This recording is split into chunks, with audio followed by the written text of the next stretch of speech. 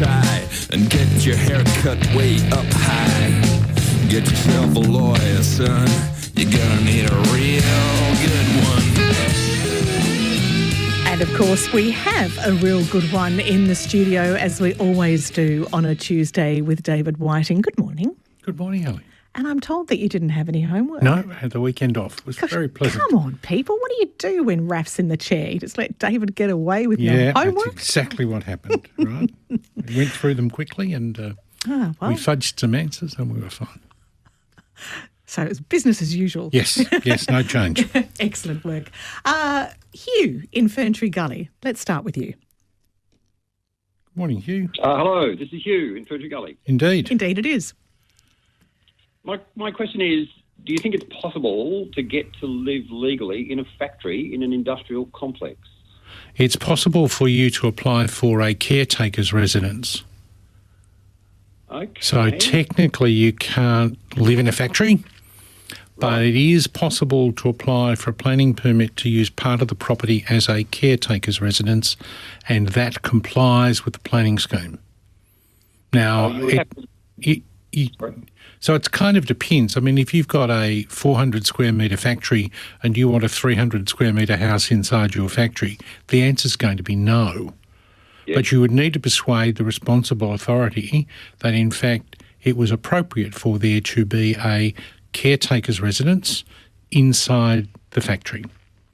Okay, so you'd need to deal with the body corporate and the council? You need to start with the council, because it's the council that needs you to give you the planning permit to enable you to conduct a residence inside the property, because you might be prepared to reside there unlawfully, but if someone was to come along and buy the factory to be your successor caretaker, they're going to want to know that there's a permit for it. Does Hugh need an official caretaker contract? Hugh probably owns the factory. Can he be his own caretaker? He can be his own caretaker, yes. There you go, Hugh. Very interesting. That's possible solution. Very interesting. Good on Thank you, Hugh. 1300 222 774 is the number if you would like to speak with David Whiting, or you can text. We prefer you call, but 0437 774 774. David in Warragul. Good morning, David.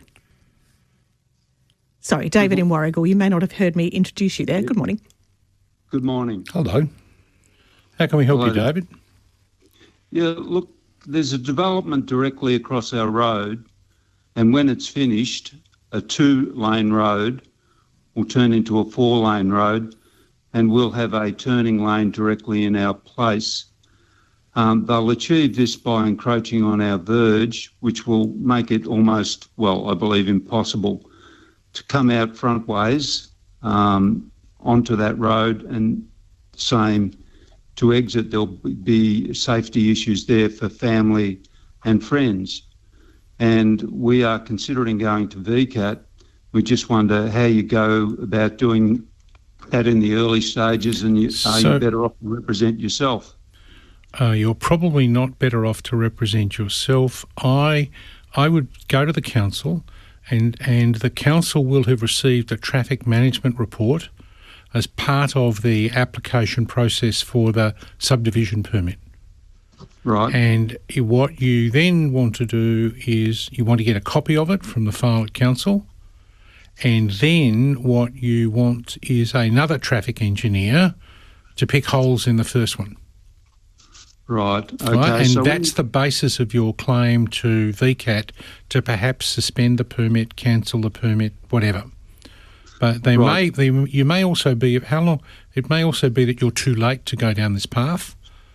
But if you can see significant safety issues that are supported by a traffic engineer, then you're likely to get a good hearing at council. At council or VCAT? Well, you would really like council to support what you're doing, because if you go to VCAT, the developer will be represented, council will be represented, and you will be represented. And you really don't want council to say, we think it's fine. Right. So, but the evidence you need starts with a traffic report that's on council's file. You might also have a look at the report that was tabled at council when the permit was granted to see how the traffic issues were addressed in the report to council. Right. Does that help you? Yeah, so try to avoid VCAT. No, I think you're going to end up at VCAT, but you'd really join like... forces with really council like, if well, you can. it's more that when you get to council, you'd like VCAT to... You'd like council to either say nothing or say, yes, we agree that something needs to be done. Okay. Good luck, David. Sounds like you've got a bit of homework to do there. Jenny in Echuca. Good morning, Jenny. Good morning. David, question. We had a self-managed super fund, and with that we rewrote our will. Yes. We've now dissolved the super fund and retired, but the solicitor at the time of writing the will said if we dissolve the fund, we'd have to rewrite our will. But Why? it seems as though it's a separate entity, and I don't. The only reason that you might, as a general, when you've got a superannuation fund, you can only, and if you die, the trustees of the fund can only pay it to your partner, your children, or your executor. So they're the only people who can get it. So my expectation is that you've prepared documentation in the super fund which says that my super fund now goes to my legal personal representative, to my executor, and you've made a provision in your will that deals specifically with the proceeds of the super fund, is what I'm assuming. Now, yes, what I want you to do is get out your will and turn around and say, well, what now happens to my estate if there is no super fund? So it's really, you don't need a new will just because you've closed your super fund, but you might want to review your will because the closure of the super fund may have an impact on who you give it to. So let's say, for example, you've got 3 children and you say, I leave my super fund to the first child and I leave the balance of my estate to the other 2. Yep. Well, if you don't have a super fund anymore, the proceeds of the super fund currently sitting in your bank account will go to childs 2 and 3, not child 1.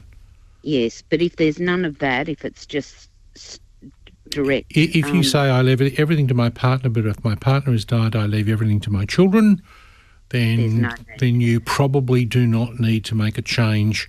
But I'm interested as to why the solicitor thought you needed to rewrite. Yeah. Okay, so I should see a solicitor just to check. And take your will along and say, close the super fund, do I need a new will? Yes. If in doubt. And if you don't, you're in and out in 15 minutes. Exactly. Right. But that'll still cost you an arm and a leg, won't it? Oh, thank you very much, Ellie. Yes. Oh, dear. Sorry, I shouldn't be so cheeky. You are listening, of course, to David Whiting, Melbourne solicitor, taking your calls, 1300 222 774. Chris in Castlemaine. Hi, Chris. Good morning. I have a rural property and right next door I've got a house that I'm considering renting out. We have livestock in the paddocks surrounding the proposed rental property, and I was wondering if I can get any prospective tenant to sign an enforceable agreement to say that they wouldn't get a dog or a pet that could actually get in and cause a bit of havoc in the paddocks. Chris, you can include in your lease no pets, but the tenant's able to make an application to VCAT, and if you then want to refuse pets, you've got to, in a sense, justify it. So if you said no pets and I want a budgie, you're out of luck, okay? Yeah, can you stipulate no dog? Well, I don't know. That would be an arguable case, though, wouldn't it, if he's worried about his stock? Well, there's a difference between a large dog and a chihuahua, for example. Anyway. Well, our cavoodles chased a kangaroo and done a bit of damage to a young kangaroo. Okay. And it's a... Well, that's your grounds for doing it, but you still may have the argument at VCAT. Yep. Okay. Gosh. So if they just couldn't go out and get one and then... you would be entitled to give them a notice of default and seek to terminate the lease, at which stage they'd make an application to VCAT for permission to keep the pet. Great. Fantastic. Right. Okay, thanks. Good on you. Bye. Chris in Castlemaine, obviously, with quite a... I don't know, an interesting cavoodle. A quick question on text from Susan in Kensington here, and this goes back to your answer, re the superannuation, privately managed superannuation. Re super goes to financial dependents. Adult children won't count? No. Dependents for the purposes of the super includes financial dependents and children. Children, okay, regardless of So age and dependency. If you've got a partner and a special friend and children, they're all in it. Mm-hmm. Yep. Sharon in the Basin. Hi, Sharon. Sharon Lee. I've lived with hi David. I've lived with my brother for a very long time, and I was driving his car, so I was insured to drive that car. We put in a couple of insurance claims so they know that I was driving it. And recently he sold me that car, and I've still kept the same insurance. And I'm No, you just haven't. wondering if I'm covered. Oh, no, you haven't. Well, the nature of well, there's a game you can play. I'm not keen on the game. No. The Road Safety Act requires you to register operators of cars. And the Road Safety Act says that this is not a register of owner of cars.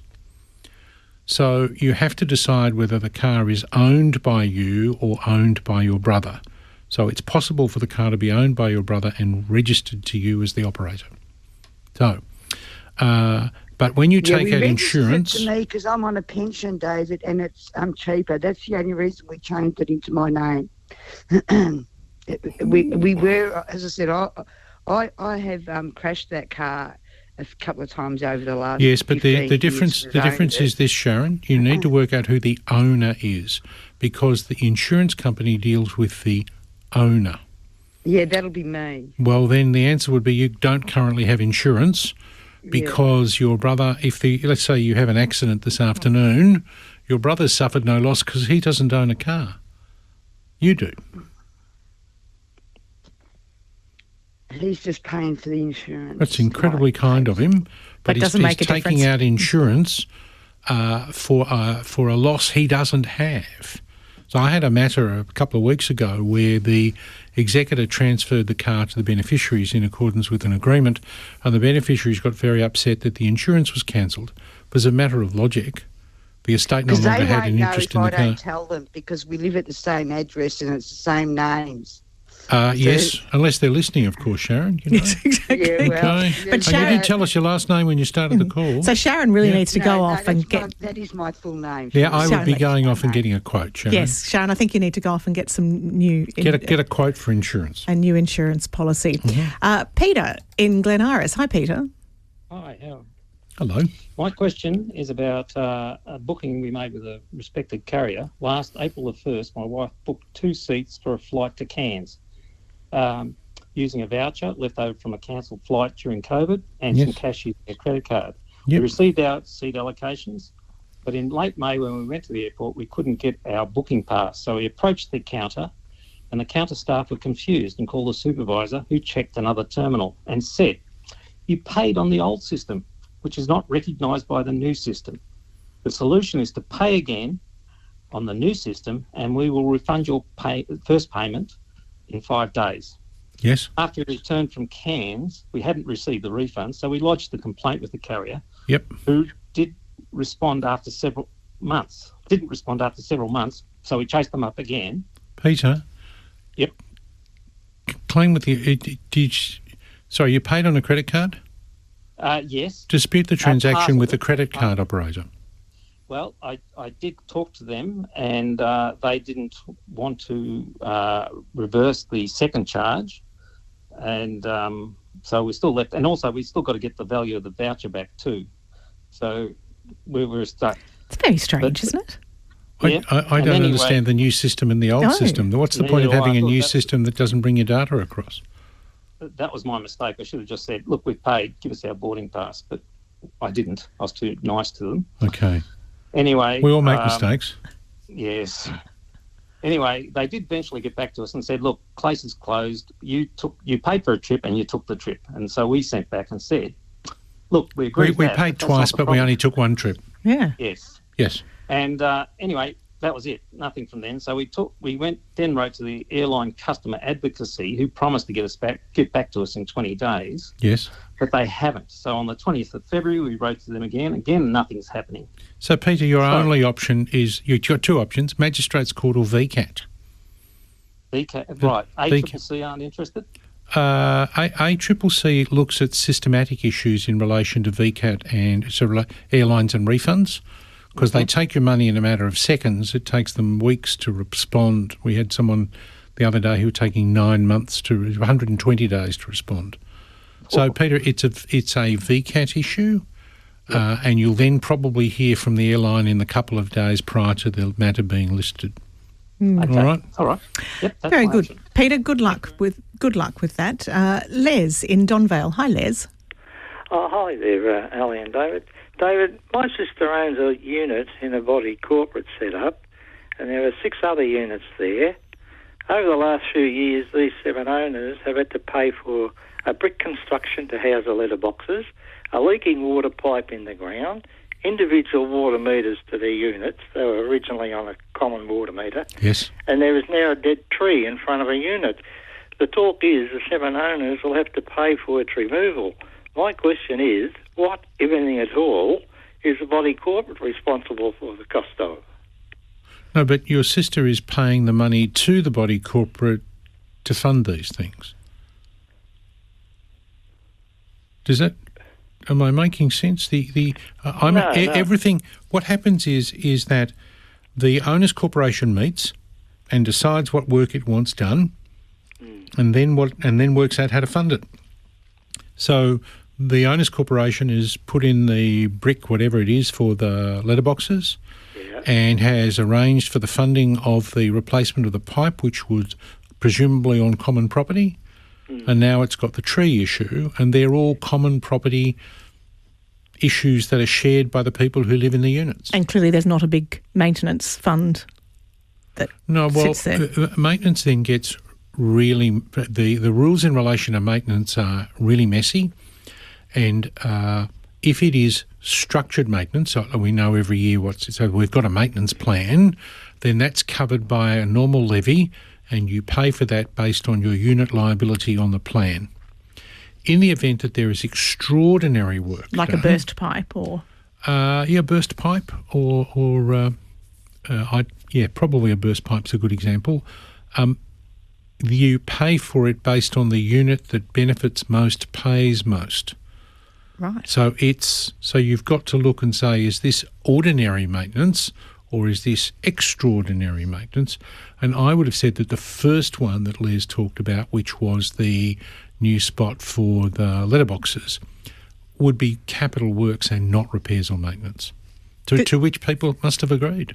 Does that make sense, Les? No, not to me. I'm pretty dense. But I thought all this would come out of their yearly rates that they pay the body corporate. Well, they normally do, but it might be that it's a relatively informal owners corporation, and instead of asking you for money all the time, they simply ask for it when they need it.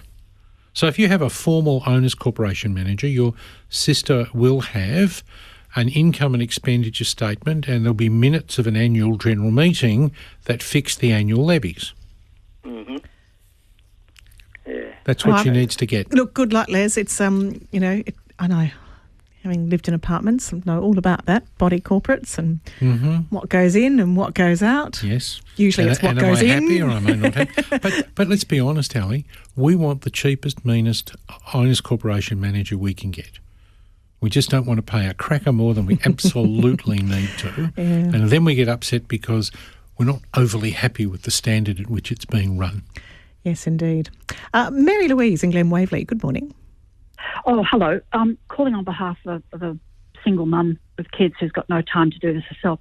She completed the build and at the in-ground stage, the builder refused to include a drainage variation that was identified as necessary. They've got slab heave. The VMIA has identified that it was due to drainage issues in that same spot. The builder's now insolvent. The VMIA have accepted the crack repairs claim, but a condition of settlement is they complete $50,000 worth of drainage work first. When you say they, you mean your single mum? Yes. Well, yep. Partner. No. Yes. So they basically said you need to cut a drain in down one side of the house where the original drain should have been, and on the other side they wanted to put in about 10 cubic metres of concrete paving. It's about a $50,000 capital works they want her to do as Yes. a condition of doing about $35,000 worth of crack repairs to the house. Yes. So what's She your confessed to solution, Mary Louise?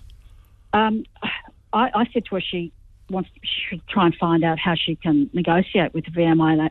They're not talking to her anymore. They've referred it to their business support lead, but no one's responding to her. Yes. So where does she go now?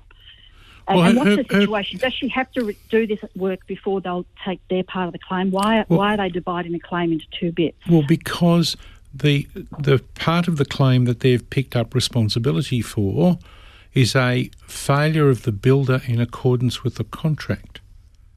Now, the bit you're talking about is a variation that your friend sought but wasn't agreed to by the builder.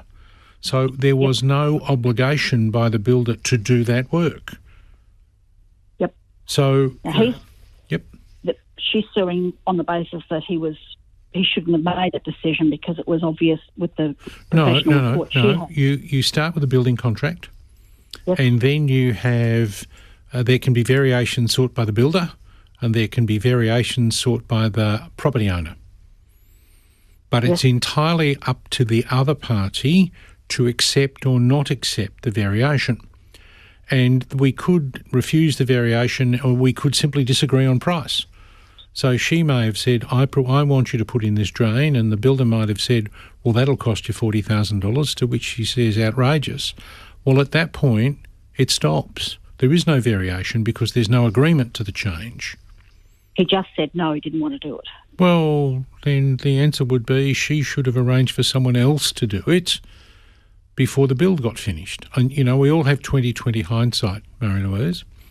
But on the way you've described it to me, the VMIA, Victorian Managed Insurance Agency, is picking up the responsibility for the builder's failure in accordance with the contract, but is not picking up the tab for work outside the builder's contract for which the builder wasn't liable under the contract.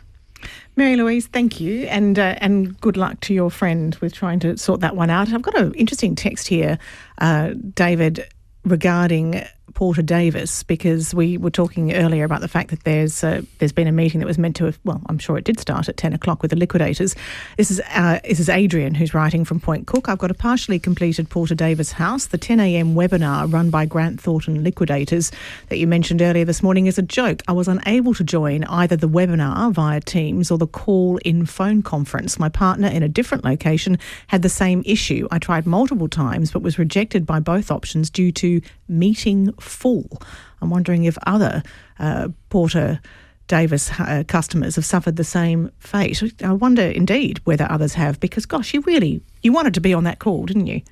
You did, but it might be that Grant Thornton will record it and pop it on their website. Yeah, but it means you've lost the opportunity to ask a question, I guess. Look, there were 1,700 homes that were affected in Victoria. 1,500, 1,500 is in part, Ali, because depending on the value of the property, a builder has to have a fixed price contract, and building costs have gone through the roof, which is what we've been talking about. Which is the problem for Porter Davis. Yeah, absolutely, it is. Adrian, we wish you all the best with that, and we'll try and keep up with what's happened with other Porter Davis customers as well, and whether or not you can get access to a recording of that particular webinar. David, thank you. Pleasure. No homework again. Long weekend too. Oh, no, I'm going to have to fix that, aren't I? David Whiting will be back with you next Tuesday.